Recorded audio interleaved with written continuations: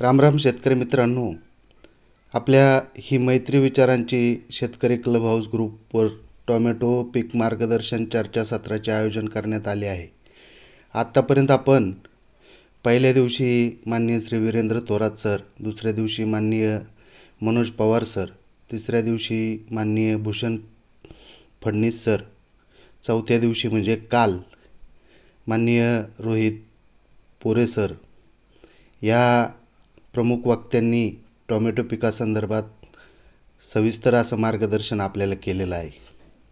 आज आपलं ही मैत्री विचाराच्या ग्रुपचा विशेष दिवस म्हणजे शुक्रवार, आणि शुक्रवार हा आपणा सर्वांना ज्ञात आहे की आपले ग्रुपचे हवामान तज्ज्ञ आपल्या ही मैत्री विचाराची शेतकरी ग्रुपचे ॲडमिन मेंबर हे दर शुक्रवारी आपल्या शेतकरी बांधवांना अचूक हवामान अंदाज देणारे हवामान तज्ज्ञ श्री विजय जायभाये सर हे एक उत्कृष्ट, जसं हवामानाचा अंदाज देतात सर, त्याचप्रमाणे हे एक उत्कृष्ट टोमॅटो कांदा उत्पादक शेतकरी पण आहेत. आज विजय सर आपणास हवामानानुसार टोमॅटो पीक नियोजन या संदर्भात शेतकरी मित्रांनो सविस्तर असं सर मार्गदर्शन करणार आहेत. त्याचबरोबर फेब्रुवारी महिन्यातील हवामानाचा अंदाज पण या ठिकाणी सर आपल्या समोर व्यक्त करणार आहेत. प्रथमतः मी आपल्या सर्व उपस्थित शेतकरी बांधवांच्या वतीने विजय सरांचं सहर्ष स्वागत करतो. आणि या ठिकाणी शेतकरी मित्रांनो, विजय सरांनी आत्तापर्यंत गेली 3 वर्ष आपल्याला अतिशय हवामानाच्या बाबतीत चांगल्या पद्धतीने मार्गदर्शन केलेलं आहे. आणि इथून पुढेही विजय सर हे अविरतपणे आपल्याला हवामानासंदर्भात दर शुक्रवारी सायंकाळी 7:30 वाजता अतिशय अचूक असं हवामानाचं मार्गदर्शन करणार आहेत. मी विजय सरांना विनंती करेन, सर माझा आवाज येत असेल तर आपण या ठिकाणी आजच्या शेड्यूल रूमला सुरुवात करूयात. नमस्कार शेतकरी मित्रांनो, माझा आवाज येतो व्यवस्थित? हो येतोय सर, थोडंसं मोठ्याने बोला. ओके. शेतकरी मित्रांनो नमस्कार. आज आपण जो काही आपला हवामानाचा जो आढावा आहे तो सुरुवातीला आपण घेणार आहे. तर आज 9 फेब्रुवारी 2024 आपण एक साधारण असा हवामानाचा जो काही आढावा आहे तो मागील आठवड्यामध्ये देखील घेतलेला आहे की फेब्रुवारी महिन्यामध्ये साधारण वातावरणाची काय परिस्थिती राहील, आणि त्याच्यामध्ये आपण बऱ्यापैकी जी काही महिन्यातली वातावरणाच्या हालचाली किंवा जे काही बदल होणार आहे त्याच्याविषयी माहिती दिली होती. त्याच्यात थोडक्यात आपण दिलेली जी काही माहिती होती त्याच्याविषयी थोडक्यात आपण सुरुवातीला माहिती घेऊ आणि आपला पुढील जो काही आढावा आहे तो घ्यायचा प्रयत्न करणार आहे. तर मागील आठवड्यामध्ये आपण अशी माहिती दिली होती की जो काही फेब्रुवारीचा पहिले जे काही 10 दिवस आहे म्हणजे 10 फेब्रुवारीपर्यंत राज्यामधील जे काही वातावरण आहे याच्यामध्ये कुठल्याही प्रकारचे आपल्याला विशेष बदल आपल्याला जाणवणार नाही. म्हणजे कुठेही अवकाळी पाऊस किंवा मोठ्या प्रमाणात ढगाळ वातावरणही नसणार आहे.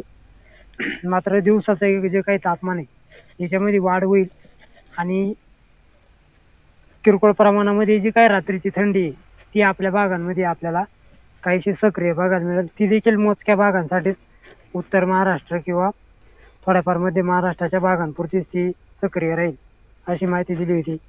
त्याच्यानंतरच्या पुढील 10 दिवसाचा जो काही आढावा दिला होता त्याच्यामध्ये आपण खास करून विदर्भासाठी जी काही माहिती दिली होती तर त्याच्यामध्ये आपण अशी माहिती दिली की साधारण 11 तारखेपासून विदर्भामध्ये आपल्याला पाऊस बघायला मिळू शकतो. वातावरण खराब मोठ्या प्रमाणात होऊ शकतं आणि 11 ते 14 फेब्रुवारीच्या दरम्यान आपल्याला त्या भागामध्ये पावसाचं वातावरण हे सक्रिय झालेलं बघायला मिळेल. आणि आता आपण जो काही एक पुन्हा एकदा सरासरी जो असा साधारण असा आढावा घेणारच आहे.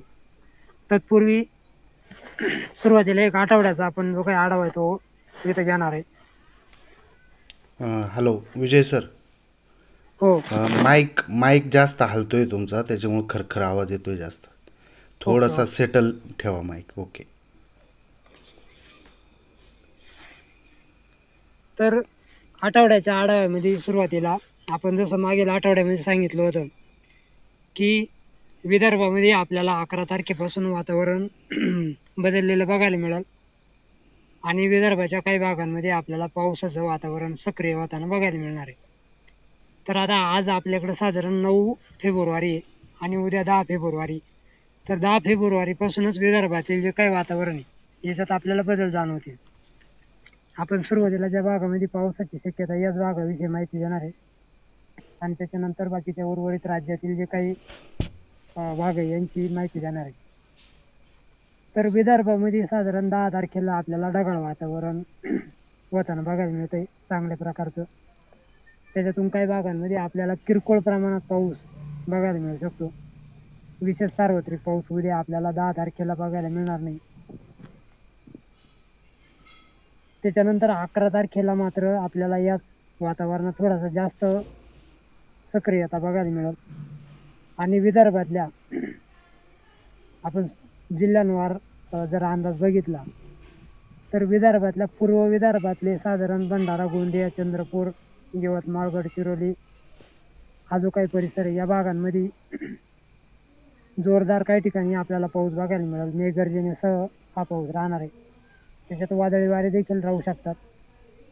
त्याच्यानंतर पश्चिमेकडे आल्याच्या नंतर यवतमाळ असेल किंवा वर्धा, त्याच्यानंतर नागपूर, अकोला, अमरावती हा जो काही परिसर आहे तर या परिसरामध्ये देखील आपल्याला अवकाळी पावसाचं वातावरण बघायला मिळेल. या भागांमध्ये देखील आपल्याला 11 तारखेला पावसाचा जोर थोडासा वाढलेला बघायला मिळणार आहे. आणि हा जो काही पावसाचा जोर आहे हा फक्त 11 तारखेलाच आपल्याला थोडासा अधिक प्रमाणात बघायला मिळतोय विदर्भाच्या भागांसाठी. कारण 11 तारखेच्या आसपास जी काही हवेचं जी काही परिस्थिती तयार होती तर बंगालच्या उपसागरावरून देखील त्या भागांमध्ये बाष्प येऊन पोचणारे म्हणजे त्या भागातून वारे त्या भागाकडं मध्य भारताच्या भागांकडं खेचले जाणार आहे. आणि पश्चिमेकडून देखील अरबी समुद्रावरून असेल किंवा दक्षिण भारतातून देखील त्या भागाकडे वारे आपल्याला येताना बघायला मिळणार आहे. आणि त्या परिस्थितीमुळे त्या भागात वातावरणात हालचाली जास्त वाढण्याची शक्यता आपल्याला 11 तारखेला बघायला मिळते. आणि या काळामध्ये आपल्याला मराठवाड्याच्या काही भागांमध्ये मग त्याच्यामध्ये दक्षिण मराठवाड्यातील हिंगोली असेल किंवा नांदेड असेल, त्याचबरोबर परभणी असेल या भागांमध्ये देखील मध्यम स्वरूपाचा पाऊस काही भागांपुरता आणि तोही मर्यादितच काळासाठी तो त्या भागातील जी काही तीव्रता आहे किंवा व्याप्ती ती अतिशय कमी प्रमाणात असल्यामुळं त्या भागात जास्त काही वातावरणात हालचाली नाही. मात्र त्या भागाच्या लगत असल्यामुळं या भागांमध्ये देखील पाऊस होण्याचे थोडेसे चान्सेस बघायला मिळू शकतात.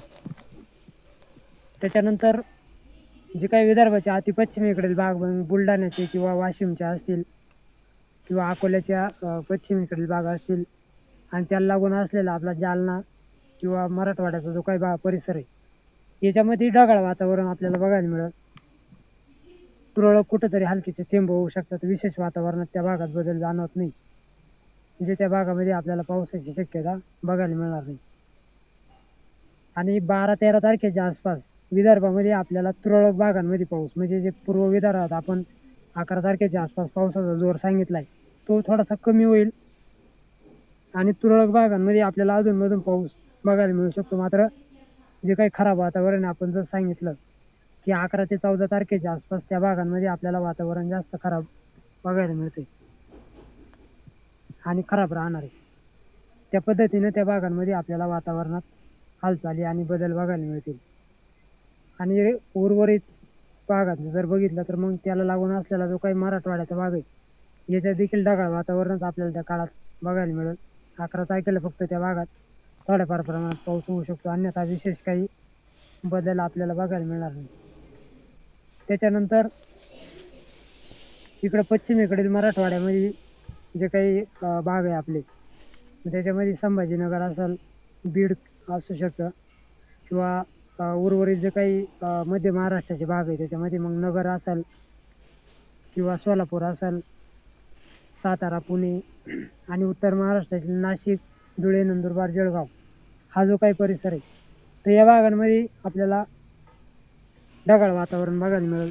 ते देखील क्वचित भागांपुरतं, सार्वत्रिक ढगाळ वातावरण आपल्याला बघायला मिळणार नाही. थोड्या काळासाठी आपल्याला ते ढगाळ वातावरण बघायला मिळेल, कारण आपण जर सांगितलं की बंगालच्या उपसागरावरून देखील बाष्पयुक्त वारे येणार आहे आणि पश्चिमेकडून अरबी समुद्रावरून देखील वारे त्या भागाकडे, मध्य भारताकडं जाणार असल्यामुळे तिथे लो प्रेशर एरिया तयार होत असल्यामुळं पश्चिमेकडूनही वारे त्या भागाकडे जाणार आहे. त्यामुळे आपल्याला उर्वरित राज्यामध्ये वातावरणात हालचाली बघायला मिळतील, मात्र त्यातून आपल्याला पावसाची शक्यता किंवा खराब वातावरण मोठ्या प्रमाणात बघायला मिळणार नाही. काही काळापुरतं ढगाळ वातावरण तयार होऊन पुन्हा एकदा त्याच्यामध्ये बदल देखील आपल्याला बघायला मिळतील. म्हणजे या भागांमध्ये देखील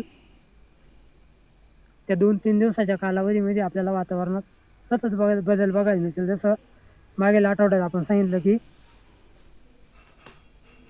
वातावरणामध्ये किंवा जे काही हवेची दिशा आहे ही आपल्याला सतत बदललेला बघायला मिळणार आहे.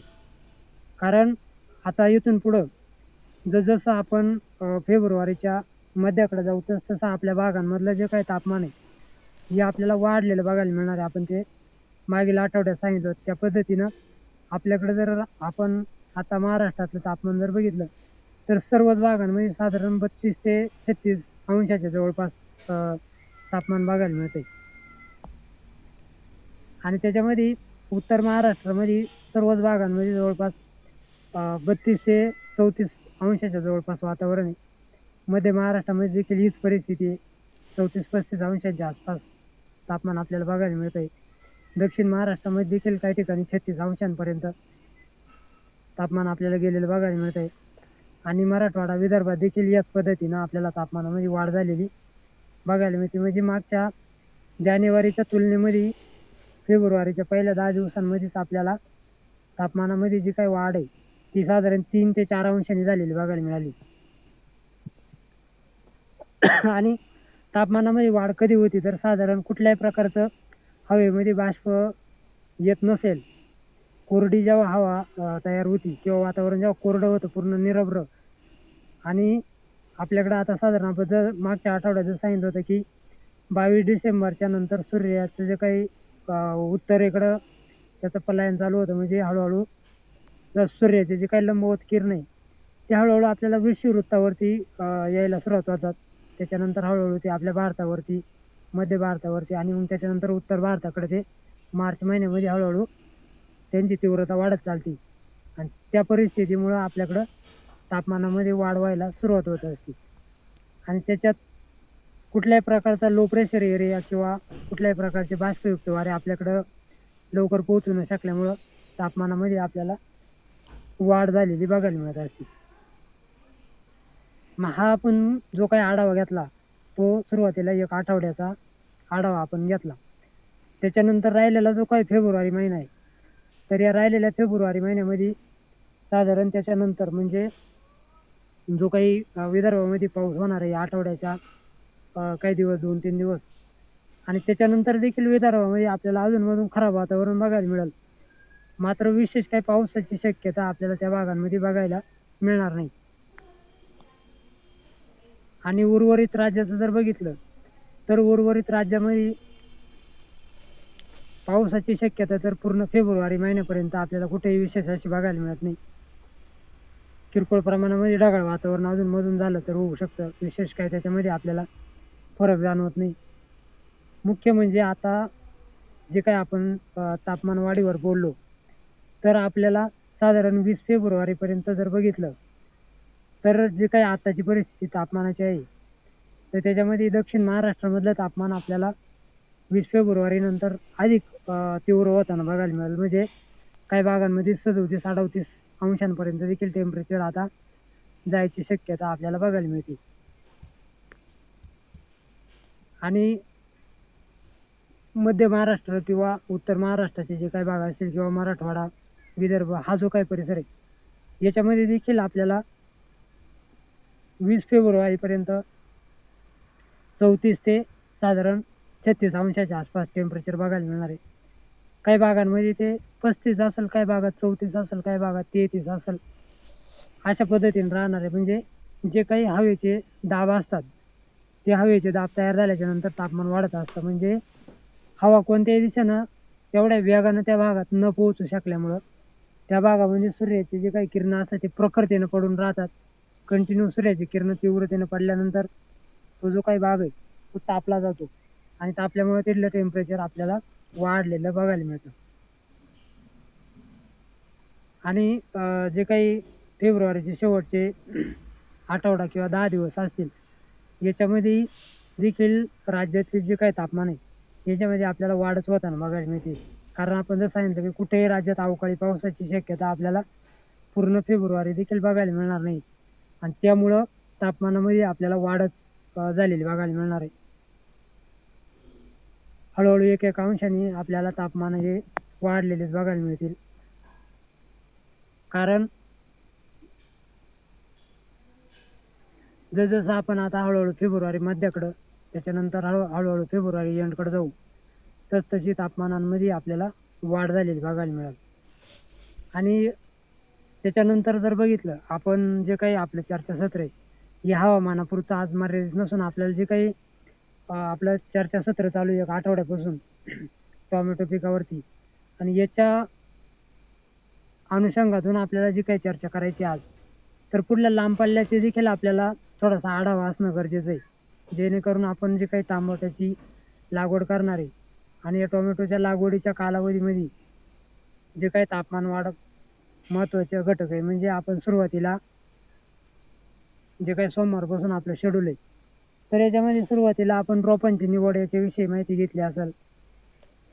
त्याची लागवड कशी करायची याच्याविषयी आपल्याला चांगल्यापैकी बारीक मुद्देसूद अशी माहिती आपल्याला भेटलेली आहे. त्याच्यानंतर आपण मायक्रोन्यूट्रन याच्यावरती किंवा बेसल डोस असतील पाणी व्यवस्थापन असेल याच्यावरती चांगल्या प्रकारे माहिती घेतलेली आहे. त्याच्यानंतर व्हरायटी कोणती निवडायची उन्हाळ्याच्या कालावधीमध्ये कारण व्हरायटी जरी चुकली तरी आपलं त्याच्यामध्ये चांगल्या प्रकारे नुकसान होऊ शकतं. आणि मग ही जी काही तापमान वाढ होती या तापमान वाढीमध्ये आपण कोणती व्हरायटी निवडायची याच्याविषयी देखील आपण रात्रीच आपली शेड्यूल रूम त्याच्यावरती झाली. आणि या सगळ्या मुद्द्यांवरती चर्चा झाल्याच्या नंतर महत्त्वाचं म्हणजे शेतकरी टोमॅटो लागवडीसाठी अतिशय उत्स्फूर्त राहील किंवा आपण या कालावधीमध्ये किंवा या तारखेला लागवड करायची. मात्र पुढच्या महिन्यामध्ये म्हणजे मार्च महिन्यामध्ये जर काही लागवडी असतील किंवा फेब्रुवारी एंडला काही लागवडी असतील काही एप्रिल महिन्यामध्ये लागवडी होणार आहे आणि मग या लागवडीच्या कालावधीमध्ये जे काही तापमान हा महत्त्वाचा घटक राहणार आहे. वातावरण हे खूप महत्त्वाचं कुठल्याही शेतीच्या पिकामध्ये किंवा शेतीचं व्यवस्थापन करत असताना आपल्याला तापमान किंवा वातावरण हा जो काही महत्त्वाचा घटक आहे या आपल्याला अंदाजात घेणं खूप गरजेचं असतं. आपण बाजारभावाचा एक वेळेस अंदाज थोडा लांबचा नाही घेतला तरी चालेल.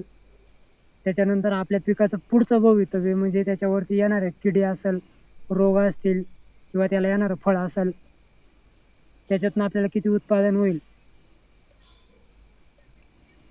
या गोष्टींचा जरी त्याची लागवड करताना अंदाज नाही घेतला तरी चालेल. मात्र वातावरणाचा आढावा घेऊन आपण ते पिकाचं नियोजन करणं खूप गरजेचं राहते. आणि आता आपण बघितलं असेल की मागचे एक साधारण 5 ते 6 वर्षापासून म्हणजे असं समजू की 2018 पासून पुढं तर साधारण 2023 पर्यंत आपला जो काही राज्यातील वातावरण बघितलं असेल तर एखादं वर्ष असं येतं की उन्हाळी जो काही हंगाम आहे आपला 4 महिन्याचा तर याच्यामध्ये आपल्याला खूप भयंकर अशा उष्णतेच्या लाटांचा सामना करायला लागलाय. मग याच्यामध्ये आपल्या विदर्भातील साधारण आत्तापर्यंत जागतिक लेवलला गेलेले नावं जर बघितले असेल तर आपला अकोला जिल्हा त्याचबरोबर जळगाव जिल्हा असेल यांचे किंवा नागपूर असेल भंडारा असेल गोंदिया असेल चंद्रपूर असेल आणि गडचिरोली हे जे काही भाग आहे यांचे जागतिक लेवलला नावं गेलेले म्हणजे जगामध्ये यांचे नंबर आलेले की या कालावधीमध्ये या भागांमधलं जे काही तापमान आहे ते जगातल्या कुठल्याही भागामध्ये एवढं नव्हतं. इतक्या मोठ्या प्रमाणात त्याच्यात वाढ झालेली बघायला मिळाली.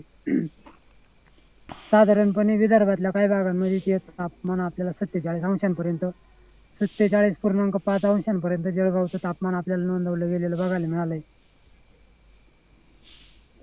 त्याच्यानंतर आपला जो काही सोलापूर असेल, लातूर, नांदेड हा परिसर आहे, तर या भागांमध्ये देखील 45 अंशांपर्यंत टेम्परेचर आपल्याला काही वर्षांमध्ये, मागच्या 2-4 वर्षांमध्ये नोंदवलेलं गेलेलं बघायला मिळाले.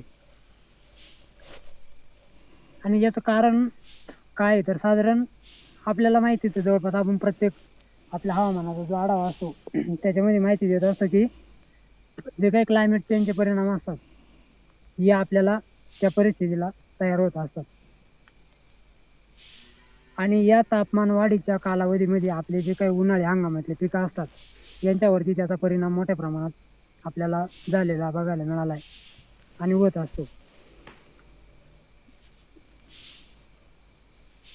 आता आपण जो काही आपला मुख्य विषय तो म्हणजे उन्हाळी टोमॅटो लागवड करताना जे काही आपलं तापमान वाढ आहे किंवा जे काही उष्णतेच्या लाटा आहे यांच्यापासून आपल्या पिकाची कशी काळजी घ्यायची.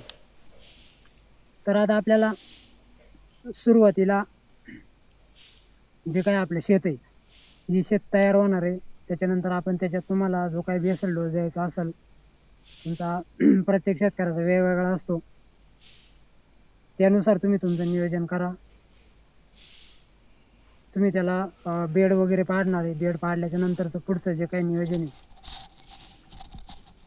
तर आपण त्याला मल्चिंग पेपर आथरत असतो. आणि मग मल्चिंग पेपर आथरताना काय करायचं आहे तर आपला जो काही मल्चिंग पेपर आहे याचा जो काही वरचा भाग आहे हा वरचा भाग व्हाईट असणं गरजेचं आहे. आणि तो भाग जर व्हाईट असला तर जे काही सूर्याचे किरण येतात ते परावर्तित होण्यासाठी मदत होत असते. आणि ते परावर्तित किरण झाल्याच्या नंतर आपल्या पिकावरती त्याचा परिणाम थोडासा आपल्याला कमी झालेला बघायला मिळतो. आता मी स्वतः शेतकरी असल्यामुळं मी टोमॅटो करतो आणि आमची जी काही लागवडीचा कालावधी हा 25 एप्रिल ते 15 ते 20 मेच्या दरम्यान, म्हणजे अतिशय जो काही हीट वेव्ह म्हणू शकतो आपण, त्या हीट वेव्हच्या कालावधीमध्ये येतो. आमचा जो भाग आहे तो दुष्काळी भाग असल्यामुळं आजूबाजूला कुठल्याही प्रकारचं बागायती क्षेत्र नाही आहे, पूर्णपणे कोरडवाहू जमिनीमध्ये पूर्णपणे कोरडा भाग हा असतो. आणि त्याच्यामध्ये कुठंतरी एखादा एकर 20 गुंठे रानं तयार करून आणि त्याच्यात आम्हाला लागवड करायची असते.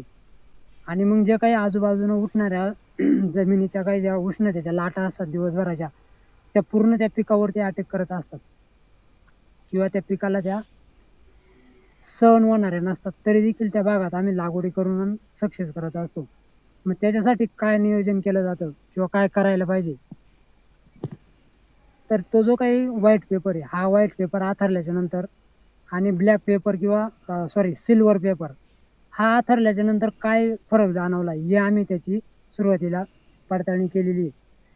1 वर्षाला किंवा एखाद्या 20 गुंठ्याला आम्ही सिल्वर पेपर वापरून बघितला आहे आणि 20 गुंठ्याला व्हाईट पेपर वापरून बघितला आहे.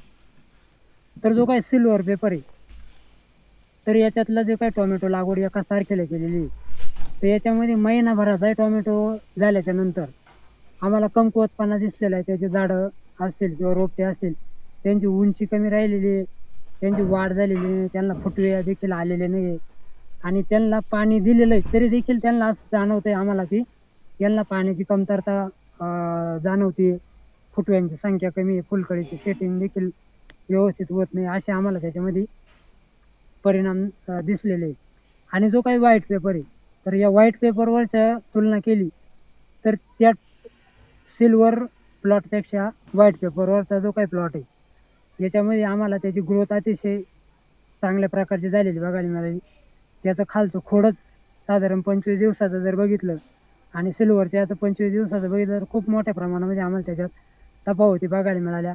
वरची जी काही त्याची पानांची ग्रोथ असेल, फुलकळीची असेल, अतिशय हिरवेगार पानं असेल आणि फुटव्यांची संख्या देखील चांगल्या प्रकारची आम्हाला झालेली बघायला मिळाली. म्हणजे महत्त्वाचा मुद्दा म्हणजे तुम्ही जे काही नियोजन करायचं ते सुरुवातीपासूनच जर चांगलं केलं तर आपल्याला नक्कीच त्याच्यामध्ये मदत होऊ शकते तापमान वाढीच्या काळामध्ये व्हाईट पेपर वापरल्याच्या नंतर. आणि त्याच्यानंतर आपण जे काही रोपं आणणार आहे समजा नर्सरीमधून, मग आता रात्री आपल्या त्याच्यावर चर्चा झाली की व्हरायटी कोणती घ्यायची. तर भरपूर व्हरायटी आपल्याला रात्री सरांनी सांगितले, सिजंटाच्या असतील किंवा इतर देखील सांगितलं त्यांनी, फक्त त्या उन्हाळी कालावधीमध्ये लागवड करण्यासाठी. त्याच्यामध्ये आपण रात्री ऐकलं असेल 62-42 असेल किंवा 10-57 असेल, इतर भरपूर व्हरायटी तुमच्या आवडीनुसार तुम्ही ती घेऊ शकतात. किंवा तुम्हाला जर माहिती नसेल तर त्याच्याबद्दल पुन्हा एकदा तुम्ही रात्री झालेली रूम ऐकू शकतात किंवा जाणकार व्यक्तीला विचारून देखील आपण पुन्हा एकदा त्याच्यावर माहिती घेऊ शकतात. आणि ती व्हरायटी तुम्ही सिलेक्ट केल्याच्या नंतर आणि नर्सरीमध्ये रोप टाकल्याच्या नंतर ती रोप साधारणपणे आपण जो काही 70चा स्ट्रे, हा 70चा स्ट्रे वापरणं गरजेचं आहे. तिथं नर्सरीवाल्याला सांगतानाच आम्हाला 70च्या स्ट्रेमध्ये रोपं टाकून देणं गरजेचं आहे. याचं कारण काय महत्त्वाचं, तर 70च्या स्ट्रेमधलं जे काही रोपाची अवस्था आहे, तर 70च्या स्ट्रेमधलं रोप त्याचं जे काही खालचं खोड असतं हे थोडंसं जाड होतं, कारण त्याला जागा मिळते आणि 70च्या स्ट्रेमध्ये जास्त त्याला दाटी होत नाही. त्यामुळं त्याचे जे काही पानांची संख्या चांगली असते किंवा पानांचा देखील वरती चांगल्या प्रकारे ग्रोथ तयार झालेली असते आणि खोडाची मूळ म्हणजे त्याची जाडी थोडी जास्त झालेली असते. आणि खोडाची जाडी जास्त झाल्यामुळं आपल्याला आपण लागवड केल्याच्या नंतर जे काही तापमान किंवा जे काही आपल्याकडं उष्णता वाढणार आहे किंवा तापमान वाढणार आहे, उन्हाच्या झळा आपल्याला त्याला लागणार आहे, याच्यामुळे ते तग धरून राहील, म्हणजे त्याचा जास्त परिणाम आपल्याला जाणवणार नाही.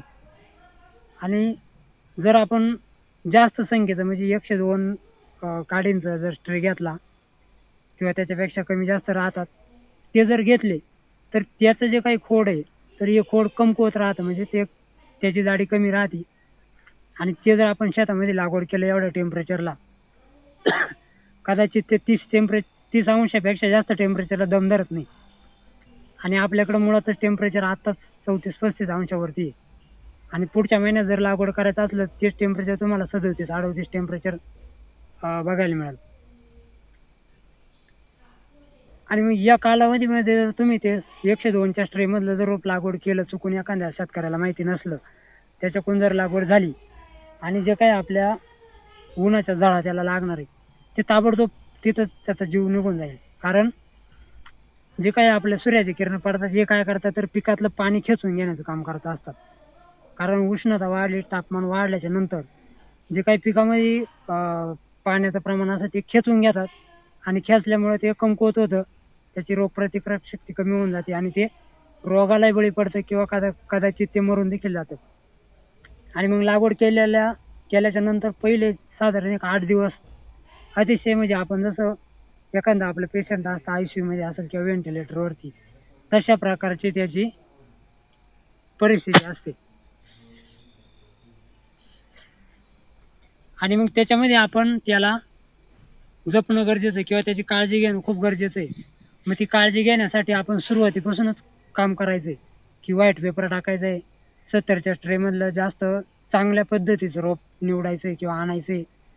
ते थोडं जरी कमकुवत असलं तरी रिजेक्ट करून टाका, चांगल्या पद्धतीचं रोप आणून आपण लागवड करा. आपला त्याच्यामध्ये कमीत कमी तोटा सहन करावा लागेल आपल्याला. त्याच्यानंतर लागवड केल्याच्या नंतर एक मुद्दा राहिला, पेपर आथरल्याच्या नंतर आपण लागवड तर करणार आहे किंवा कसं रोपं घ्यायची हे सांगितलं. आपलं जे काही ड्रीप आपण आथरले राहणार आहे आणि मग लागवडीच्या अगोदर 1 दिवस आपल्याला पूर्ण शेतामध्ये ड्रीप चालू करून द्यायचं आहे आणि टप्प्याटप्प्यानं सगळं जे काही बेड आहे आपले ते पूर्ण ओले करून घ्यायचे. म्हणजे अगोदरच आपली जमीन नांगरटी करून पडलेली असते, ती तापलेली माती असते, त्याच्यावर आपण बेड पाडतो. बेड पाडल्याच्या नंतर त्याला बेसल डोस किंवा आपलं काय असेल सगळं कार्य करून त्याच्यावरती पेपर आथरतो. आणि पेपर आथरायच्या नंतर पेपरही गरम असतो, उन्हाने तो गरम होतो, खालची जी काय आपली जमीन आहे किंवा माती आहे ती तापली जाते आणि तापल्यामुळे ती अधिक उष्ण होते. आणि उष्ण झाल्यामुळे आपण जर त्याच्यावरती थोड्या प्रमाणामध्ये पाणी सोडून किंवा जर ताबडतोब पाणी सोडून लागवड केली तर त्याचा जमिनीतून त्या पेपरमधून निघणाऱ्या ज्या जमिनीच्या वाफा असतील, आता आपण जे काही शेतामध्ये फ्लड पाणी भरत असतो तर हे फ्लड पाणी भरताना जर गरम झालेली जमीन असेल आणि त्याच्यावरती जर पाणी भरलं तर पुढं जे काही चालणारं पाणी असतं याच्यामध्ये जर आपण कधी आपला पाय वगैरे किंवा हात जर घालून बघितला तर अतिशय चटका जबरदस्त बसतो आपल्याला. आपण शेतकरी त्याच्यामुळे आपल्याकडून बऱ्याच वेळा झालेलं असेल की पाणी जिथं चाललंय सुरुवातीला तिथं जर पाय पडला तर आपल्याला निबर चटका बसत असेल. मग ती जी काही माती असते ती माती जे पाणी चालतं त्या पाण्यालाही ती गरम करत असते. इतक्यात प्रचंड तीव्रतेने ती तापलेली असते. ती तापते साधारण 2 इंच 3 इंच तापते, परंतु अतिशय सतत उन्हात राहिल्यामुळे ती अतिशय कडक तापलेली असते. आणि मग ती इतक्या लवकर थंड होऊ शकत नाही, त्यामुळे ती पाणी देखील तेवढं गरम होत असतं. आणि मग आपण आपले बेड पाडल्याच्या नंतर पेपर आथरल्याच्या नंतर त्याच्यावरती ड्रीप चालू करून देणं गरजेचं आहे. त्याला पूर्णपणे भिजवून घ्यायचं आणि भिजवून घेतल्याच्या नंतर जेव्हा पूर्ण माती ओली होऊन जाईल शेतातली आणि पेपरच्या मधून त्या ज्या काही वाफा असतील त्या वाफा निघून जायला मदत होईल. आणि त्याच्यानंतर पुन्हा एकदा दुसऱ्या दिवशी किंवा लागवडीच्या काळामध्ये त्याच्यावरती सूर्याचे किरण जरी पेपरवरती पडले तरी पेपर तापल थोडाफार, मात्र जमीन तापणार नाही. आणि जमीन न तापल्यामुळं मधलं जे काही तापमान आहे पेपरच्या मधलं ते संतुलित राहील, त्याच्यामुळे जास्त वाढ होणार नाही. थोडीफार झाली तरी आपलं पीक सहन करून येईल. त्याच्यानंतर आपल्याला मग ज्या काही आपल्या ड्रिचिंग असतील किंवा काय असेल हे आपण वेळोवेळी त्याला सुरुवातीला करत राहायचंय. फक्त आपल्याला काय करायचंय की लागवड केल्याच्या नंतर आपण जे काही पाणी देणार त्याला, मग प्रत्येक जणाचं वेगवेगळी पद्धती राहत्या पाणी देण्याच्या. त्याच्यामध्ये आपल्याला खास करून पाणी देताना जास्त करून आपल्याला पहाटेच्या काळात किंवा रात्री उशिरानंतर 7 वाजेच्या नंतर म्हणजे पूर्णपणे आजूबाजूचं वातावरण शांत झाल्याच्या नंतर त्याला पाणी देणं गरजेचं आहे. जर आपण उन्हामध्ये म्हणजे दुपारच्या वेळेस 4 वाजेला जरी म्हणा, दुपारच्या वेळेस नाही मात्र 4 वाजेला जरी पाणी दिलं तरी आजूबाजूचं तापमान वाढलेलं असतं, पेपर देखील तापलेला असतो आणि आपण दिलेलं पाणी जरी थंड असलं तरी ते तिथं पडल्याच्या नंतर ते गरम होतं आणि गरम झाल्याच्या नंतर ते त्या पिकाच्या मुळीला गेल्याच्या नंतर टोमॅटोच्या त्याला शॉक बसतो. शॉक बसल्याच्या नंतर त्याचे इफेक्ट आपल्याला वरती बघायला मिळतात, म्हणजे पिकावरती. ते पीक लगेच त्याची रोगप्रतिकारक शक्ती कमी होऊन जाते, ते कदाचित रोगाला बळी पडू शकतं किंवा त्याच्यावरती इतर काही मर रोगाचा असेल किंवा काही आपल्याला वेगवेगळे परिणाम दिसायला सुरुवात होती.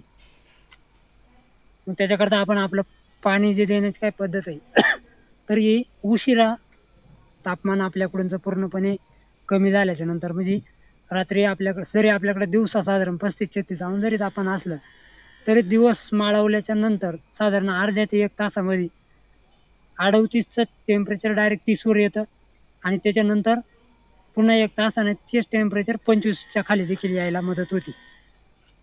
म्हणजे जमीन जी काय असते ती जमीन अतिशय झपाट्याने थंड होत असते आणि झपाट्याने तापते, म्हणजे गरमही लवकर होते आणि गारही लवकर होते. त्याच्यामुळे आपण उशिरा जर पाणी दिलं तर अतिशय महत्वाचा मुद्दा राहील हा आपल्या टोमॅटो लागवडीमध्ये.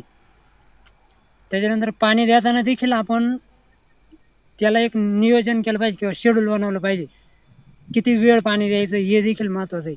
सुरुवातीला आपण सुरुवातीला सांगितलं की सुरुवातीला बेड तर पूर्ण ओले करून घ्यायचे आणि पूर्ण बेड ओले झाल्याच्या नंतर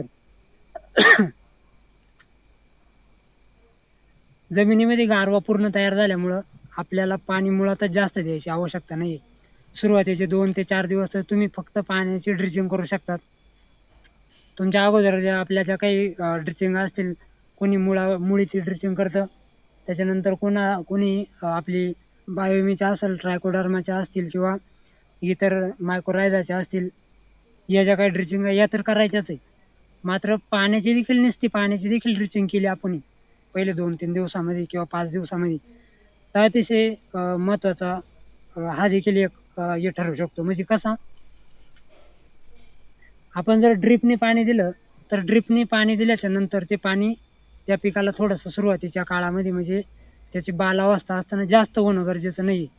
कारण जर ते जास्त झालं तर त्याची जी काही मुळी, त्या मुळीची जी काही लांबी आहे ती अतिशय थोडी म्हणजे अर्धा इंच सुद्धा नाही आणि त्याला एवढ्या पाण्याची गरज राहत नाही. आपली जमीन अगोदरच आपण पूर्ण भिजवून घेतलेली आहे आणि भिजवून घेतल्यामुळे त्याला एवढ्या पाण्याची आवश्यकता नसल्यामुळं त्याला अति पाणी झाल्याच्या नंतर त्याचं जे काही कार्य आहे ते सगळं वापसा कंडिशनवर चालू असतं. कुठल्याही पिकाचं जर बघितलं तर वापसा कंडिशन खूप महत्त्वाची राहते आणि त्या वापसा कंडिशनमध्येच ते आपलं पिकाचं जे काही अन्न तयार करण्याची क्रिया असेल ती सगळी त्या वापसा कंडिशनमध्ये होत असते. आणि त्याच्यामुळं आपण लागवडीच्या पहिले एक 8 दिवस त्याला वापसा कंडिशनची अतिशय काळजी घेतली पाहिजे.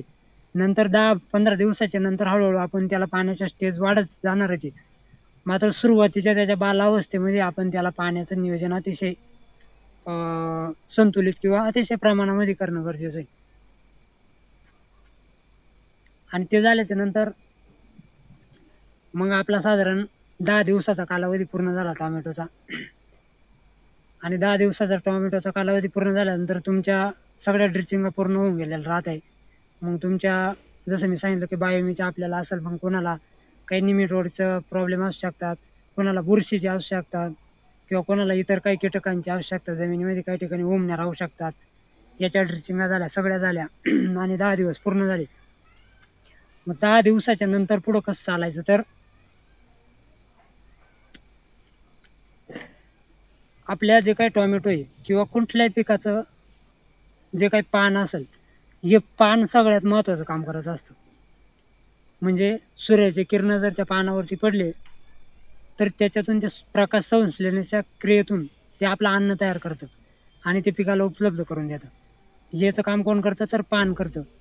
आणि मग आपल्याला सुरुवातीच्या कालावधीमध्ये म्हणजे एक 25 दिवसाच्याच कालावधीमध्ये पकडू आपण की आपल्या पिकाला जे जे आवश्यक आहे ते जाणं गरजेचं आहे. मग त्याच्यामध्ये आपल्याला आपलं जे खत व्यवस्थापन झालं असेल त्याच्यामध्ये सरांनी सांगितलंच असेल कोणकोणते खत वापरायचे. मी कोणते वापरायचे ते नाही सांगत, मात्र त्याला जे हवं आहे ते वापरायचं. कशा करता तर आपल्या पिकाची जी काही ग्रोथ आहे ती जर सुरुवातीपासूनच अतिशय फास्ट होणं गरजेचं आहे. म्हणजे बळकट जसं आपलं लहान बाळ असेल आणि त्याला जर बालावस्थेमध्ये पहिले 1-1.5 महिना जर त्याला व्यवस्थित जे आपण म्हणतो की जन्मल्या कुठलंही बाळ असो किंवा आपली जी काही गायीची डिलिव्हरी झाली तरी तिला देखील त्याच्या वासरूला देखील आपण लवकरात लवकर दूध पाजणं गरजेचं राहते.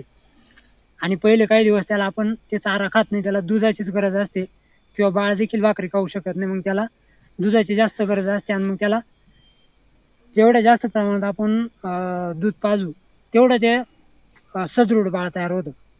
त्या पद्धतीनं आपलं जे काही टोमॅटोचं बारीक रोपट आहे याला सुरुवातीपासूनच जर आपण वेळेवरती अतिशय बारकावे त्याच्यातले बघून आणि वेळेवरती जर आपण त्याचे खाद्य जर त्याला दिले आणि ते खाद्य दिल्याच्या नंतर आपला पिकाची जी काही ग्रोथ आहे ती झपाट्यानं व्हायला सुरुवात होती आणि त्याच्यामधली रोगप्रतिकारक शक्ती वाढती आणि जे काही आपलं तापमान वाढणार आहे.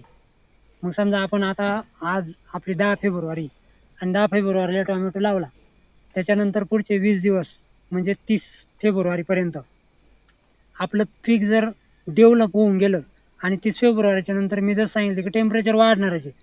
आपल्याकडं जसजसं सूर्याचे किरण लंबवत येत चालतील, आता हळूहळू जसं सूर्याचं उत्तरायण चालू झालेलं आहे आणि जसजसा सूर्य विषुववृत्तावरती येईल 23 मार्चला, त्याच्यानंतर हळूहळू विषुववृत्त ओलांडून तो उत्तरेकडं मग कर्कवृत्ताकडं मार्गक्रमण सुरू असतं.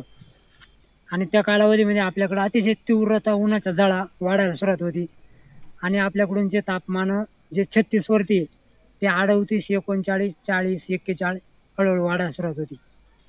आणि मग 40 अंश, आता जसं रात्री सरांनी सांगितलं की 38 अंशांच्या वरती टेम्परेचर गेल्याच्या नंतर एकाही व्हरायटीला कंपनीनं रिकमेंड केलेलं नाही, तरी आपण 40-42 अंशांमध्ये देखील आपले जे काही टोमॅटो पीक आहे किंवा इतर पिकं देखील चांगल्या प्रकारे आपण त्यांची डेव्हलप करत असतो. मग याच्यामध्ये आपलं नियोजन महत्त्वाचं आहे की आपला जो काही टोमॅटो असेल किंवा इतर पिकं आहे यांची ग्रोथ तयार करणं गरजेचं आहे. आणि ग्रोथ तयार झाल्याच्या नंतर ते रोगाला कमी प्रमाणात बळी पडतात. त्यांच्यामधल्या ज्या काही अवस्था आहे अवस्था महत्त्वाच्या राहते.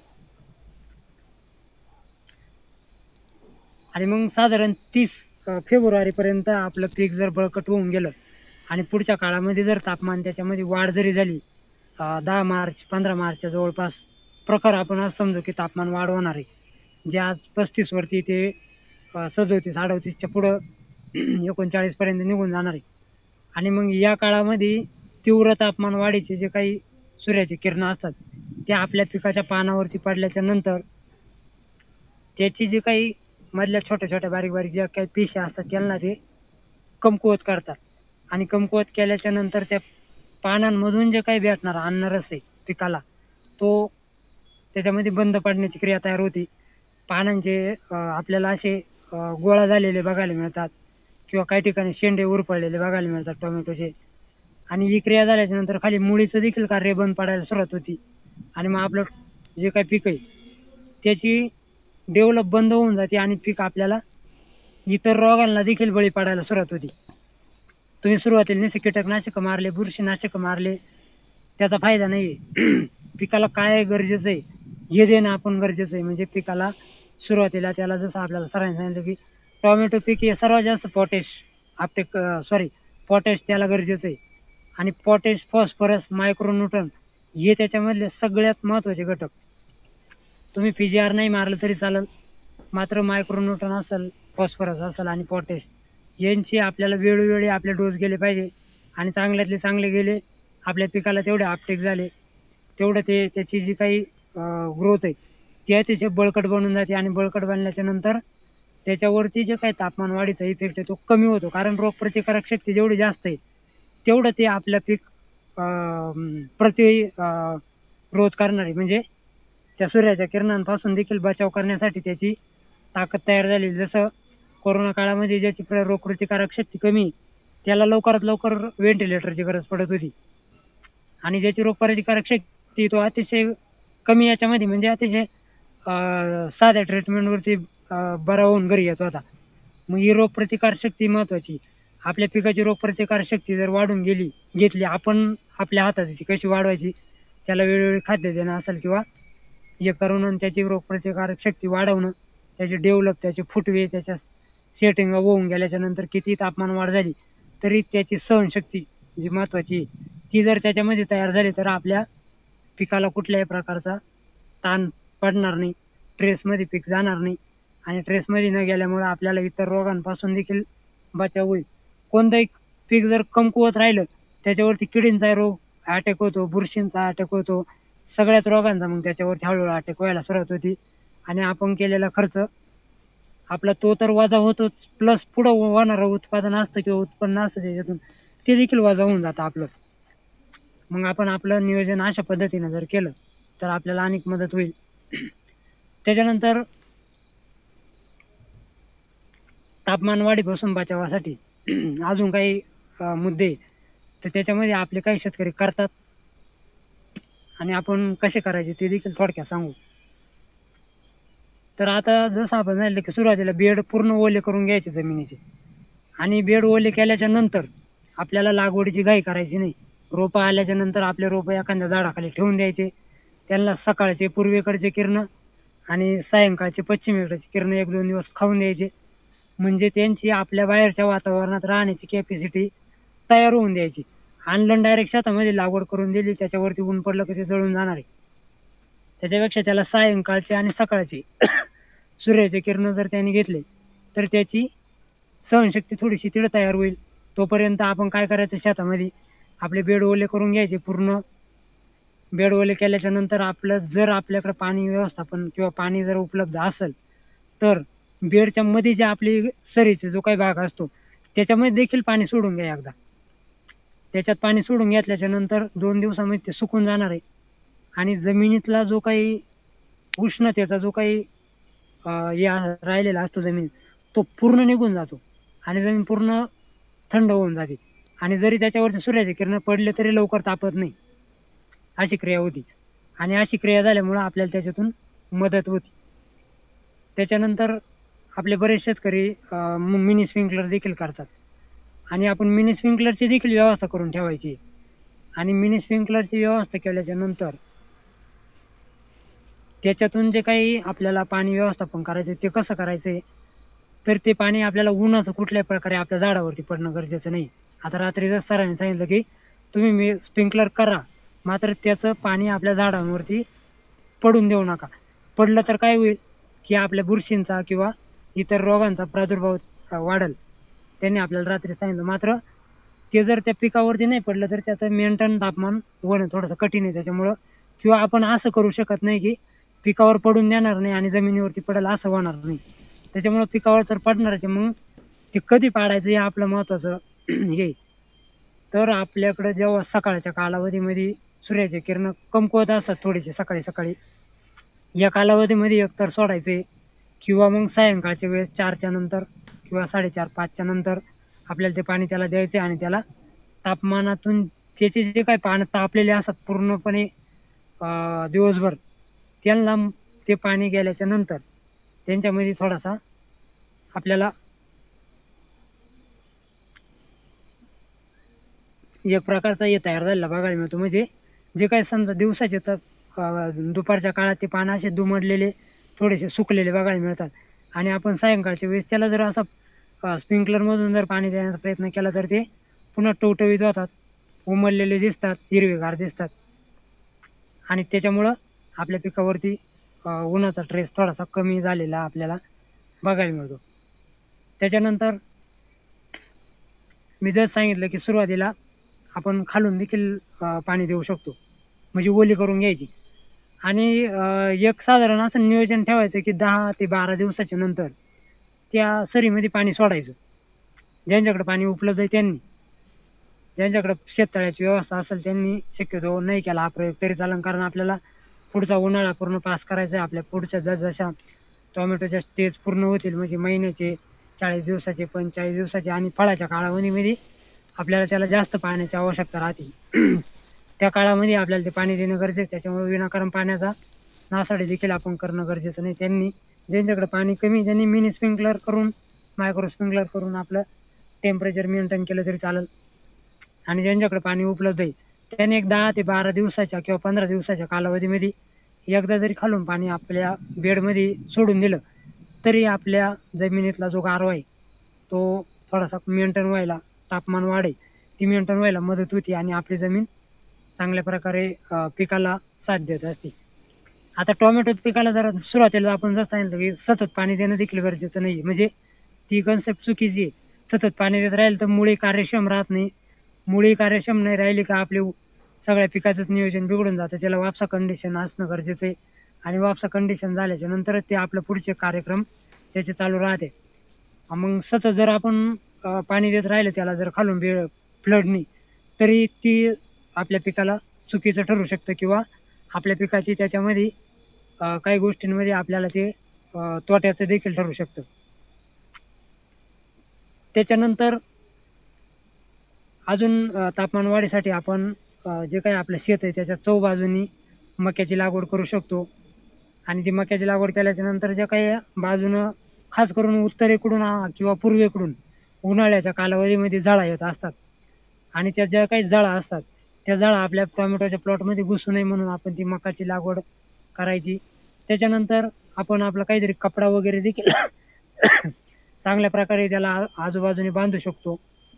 त्याच्यातून देखील त्या जाळा डायरेक्ट आपल्या पिकामध्ये येणार नाही याची काळजी आपण त्याच्यातून देखील घेऊ शकतो आणि त्या जाळा जर मध्ये आल्यानंतर आपल्या पिकाला त्याच्यापासून बचाव करायला मदत होती.